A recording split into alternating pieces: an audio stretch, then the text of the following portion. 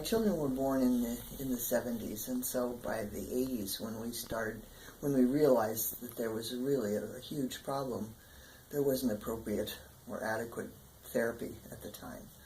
And so while the two children that I have who had attachment problems did have some therapy, what actually happened is that they were re-traumatized because attachment disorder is a brain difficulty, having to do with lack of development of the brain, but at that time they thought it was all behavioral. And so it made the problem worse. And, okay. And then how did you and your family members work toward wellness and recovery? I don't think that my children actually ever recovered.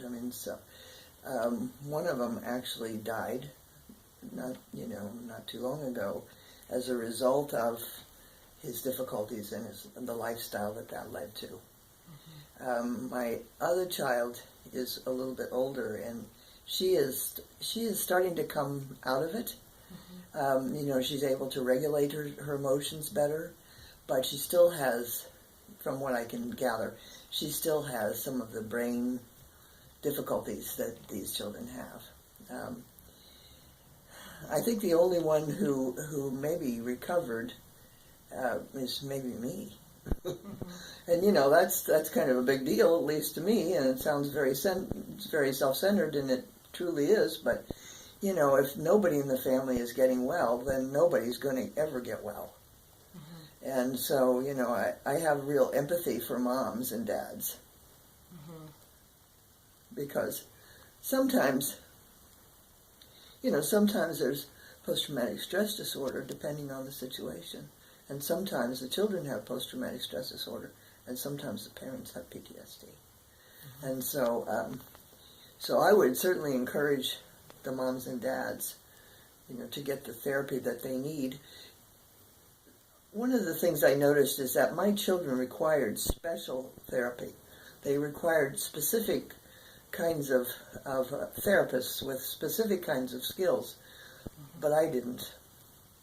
And most moms and dads don't. You just need a good therapist who can, help you over the bumps and get you through the grief. So I would really encourage that. Have you been able to find other family members experiencing the same situation as you that you've gained support from? Yes. And I'm also part of a support system to support others. And and in 1999, my first book on the topic of reactive attachment disorder came out, and in order to write that book, and I went across the United States, Canada, and the United Kingdom interviewing families like mine. And in most cases, I was the first person who believed them. And so, it was very therapeutic. It was very therapeutic for me too, because I didn't feel like the Lone Ranger anymore. Right.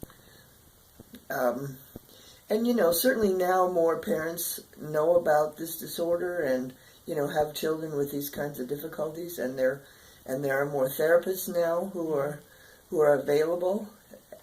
Does that mean that there are enough? No, it's certainly not enough, but it's going in the right direction.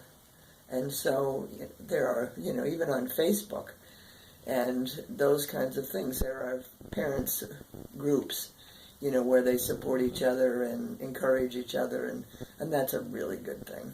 It's a really good thing for families, because, that saying, if mom is happy, the whole family's happy. I don't know if that's completely true, but it certainly is a good start. Thank you. You're welcome.